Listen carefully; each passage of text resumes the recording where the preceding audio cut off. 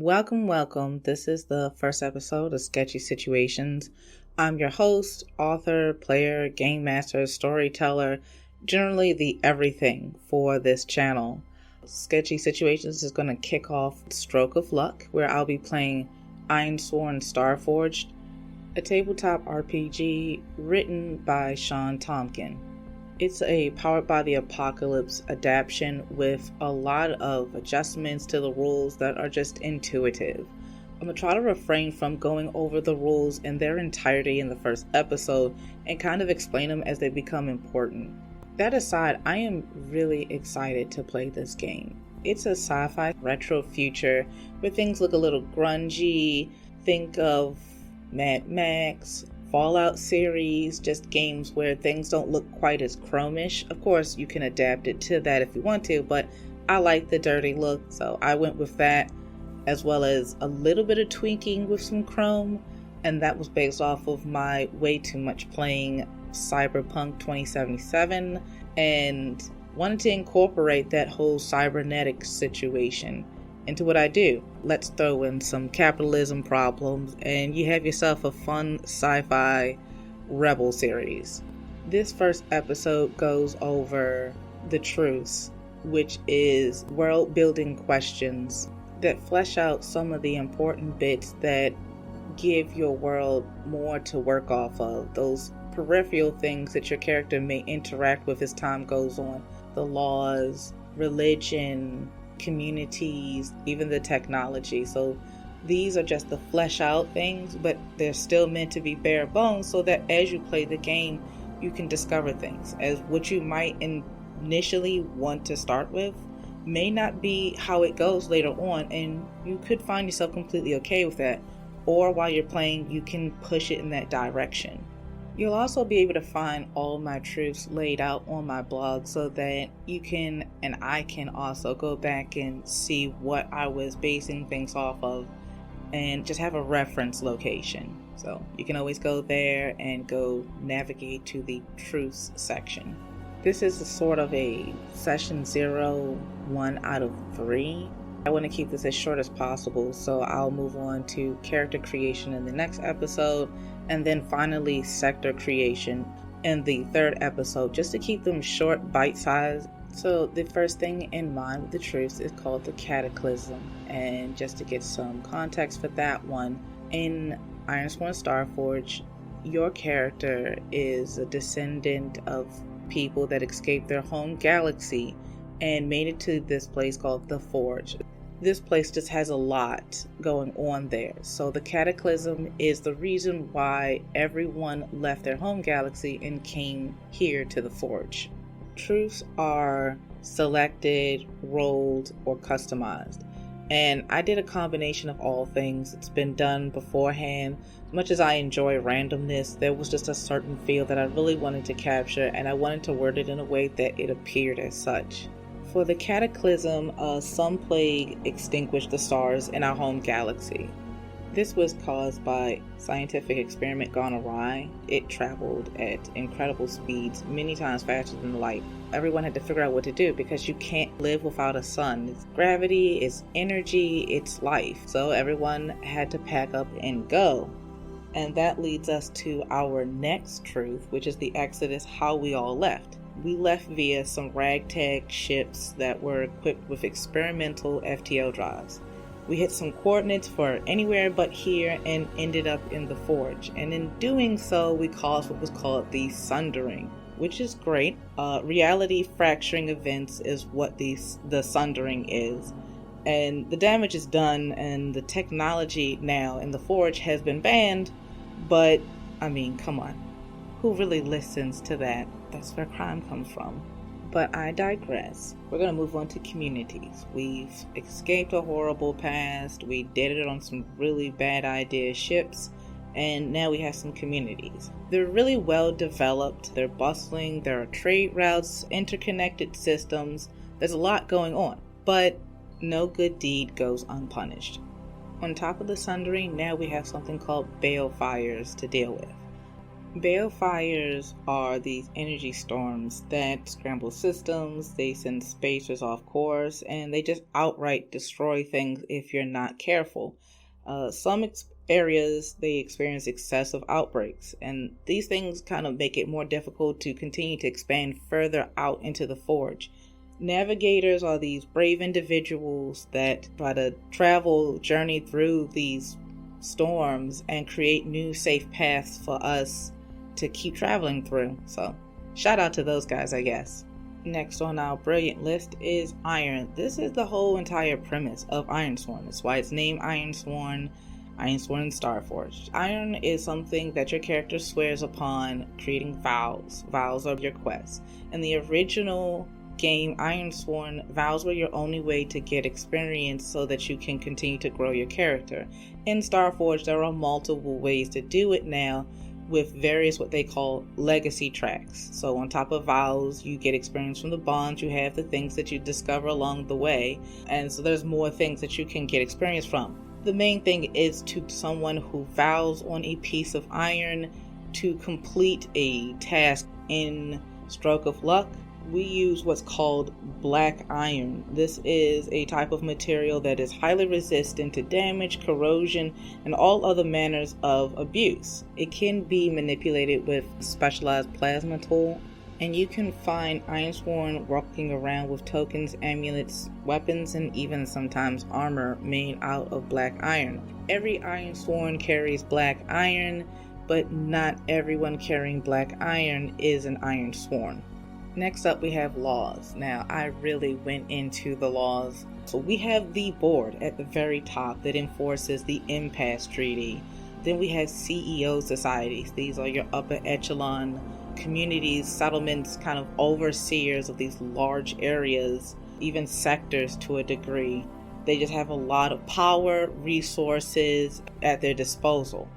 Finally, you have junior societies. These are the small groups that are trying to be independent of the C.E.O societies. They are the equivalent of your startup companies that may not last very long, but they have real intents to break away from the oppressive nature of the other societies. All three of them enforce the laws in which they individually create using bounty hunters. These guys are licensed to do whatever it is that they have to do with this written ordinance that spells out the offense that they're tracking down a criminal for. They're giving a lot of latitude with that.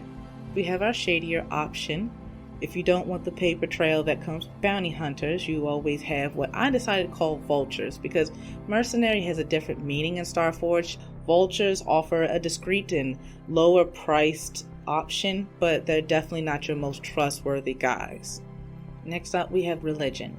In Stroke of Luck, we have a diverse view of the order of life and death, the meaning to things, the purpose of things, why stuff happens. People offer prayers and well wishes just out of habit. They venerate the old gods from the home galaxy. Some people are just like, hey, this is just how the universe do. And they experience divinity in just the different ways that you find life and the gravitational forces that exist, the stars, the complex mechanisms, just every way things work, there's a divinity to it. I feel like that was kind of profound to me. And other people worship what's called the primordials. Like, they're the gods of the people that were in the Forge before us. They left them behind. I want to say that they must not have made that big of a deal if you're all dead. But hey, why not? One man's trash is another man's treasure. So our next subject is magic. It's one of my favorite subjects no matter what I'm playing. In Stroke of Luck, we arrived and people started exhibiting strange, unexplainable supernatural abilities. Science and other spiritual groups have been working out the fine details of how it works and how to access it, and they've even come up with some solutions, knowledge, and lore, but it's still not something you want to tamper with. Depending upon who you're talking to, they're called Paragons or Mystics, but the power can either be gifted at birth, given from augmentations through science and medicine, or studied with other spiritual groups that have been delving into the old knowledge of the people prior to us. I want to call it something other than magic, but we'll figure it out as we get to it. So I'm going to speed through some of these next ones. Communication and data. There is something called the weave, and think of it as the internet, but galactic wide. It's very common and well used in heavily settled areas, found commonly in the terminus system, where the bulk of the refugees and descendants can be found in the forge. It allows for near instantaneous transfer of data through settlements to ships and outposts.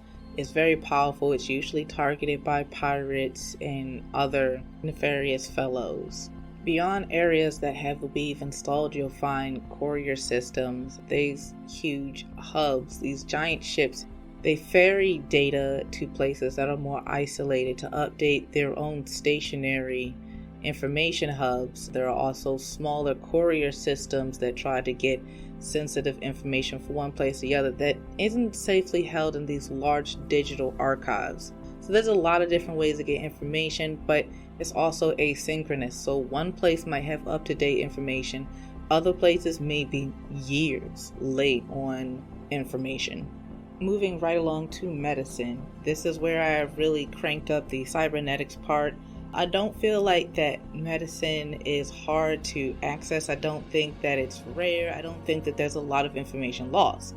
I just think that because we're spread all over the place, we're in all kinds of environments and now exposed to new different illnesses and plant life, that the answers aren't always so simple. It's a little bit easier to just go to rigors, but I decided to also add in the cosmetic augmentations as well as the physical enhancements and even magitech opportunities that go back all the way to the magic truth that we were talking about. I feel like the capabilities are endless. I'm just really excited to get on that one. So we're moving right along and we're talking about artificial intelligence. And like all of the things that we've talked about, magic, the sundering, balefires, artificial intelligence also emerged when we entered the forge. Not all AI was developed equally, so you might not get one of them that knows as much as the next one. They don't exist on a hive mind and they have individual personalities I wanted to go with. But the very best of the best you'll find with the big wigs that use them for defense systems and just vast amounts of knowledge that can compute at incredible speeds. Techies are able to develop new ones as well as manipulate them, but infiltrators hack them and, well, hurt them. War. Okay, so that one was simple for me. This is where you find mercenaries most of the time, professional soldiers. They defend and expand the holdings of the societies that we talked about way back in law. Some of them are ragtag bands, some of them are legions large. Either way, they aren't loyal to any particular cause or banner on purpose, as everyone's morals and ideas shift as time goes on. So they decided we're just in it for ourselves, and cryptos, that's what I'm going to call the currency here. You can imagine that those with the most resources tend to employ the largest forces and the best defenses. Life forms, that's probably the most pleasant one I did so far, and also the most horrific. This is where I both gathered a peaceful image of different planets and being able to explore, as well as playing around with the movie series Aliens. I think it's Alien or Aliens. I don't really remember if there was an S on it. Still, regardless of how unhospitable this galaxy can seem like sometimes, there's a lot of life to find. It's diverse. You'll find simple to extremely complex, and then you'll find what's called forge spawn. They're terrible things. They take over anything they touch. They eat and devour. They are destructive. There are hundreds of abandoned or devastated outposts and derelict ships that just stand as a testament to their dreadful power and cutting. So you don't want to stand in the way of these things. If they get aboard your ship, you're really expecting to have a bad time. Precursors. So these are the guys that hung out in the forge before us, and clearly they didn't have any more luck with this than we did. But here we are.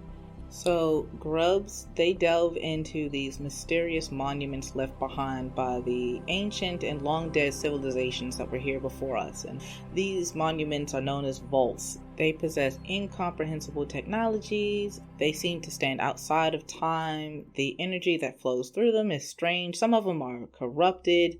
Some of them seem completely okay. Some of them are both at the same time. They're just pure chaos, and they're not to be trifled with at all.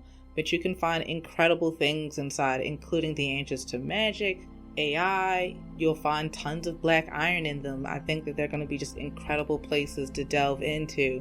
And that's for me. I don't think my character is going to be excited about it because, well, they seem mind-breaking in a way. Our final, but absolutely not the least important piece to the truce are horrors. They are a known existence. Some of them aren't really bad, they really just want to weigh on to the light, and other ones just want to eat you because I hate you. And they happen quite often around a white dwarf star. There are many people who want their hands on horrors. Mystics want to try to communicate with them, scientists want to test on them and try to figure out why they're able to come back to life. Too many people want to touch things that they should probably not touch. But that brings us to the end of the truth section of Ironsworn, Starforged, and Stroke of Luck.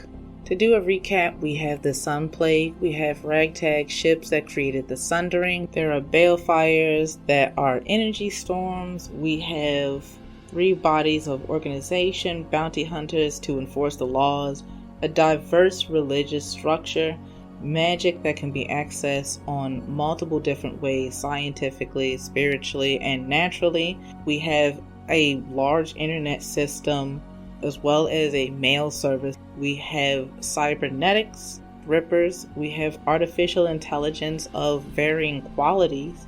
We have mercenaries that act as the entire military force for societies. We have tons of different life forms as well as forge spawn that eat people and entire planets if they could. We have precursor vaults that are delved into by grubs, and we have the undead that come back and everyone wants to talk to them when they shouldn't.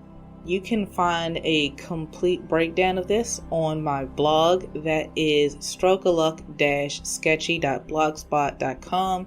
You'll find that link in the description. You'll also find a link to my Twitter as well as Ironsworn Starforged.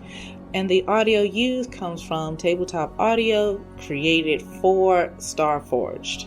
I look forward to your comments, your likes, your subscriptions, and see you in the next video.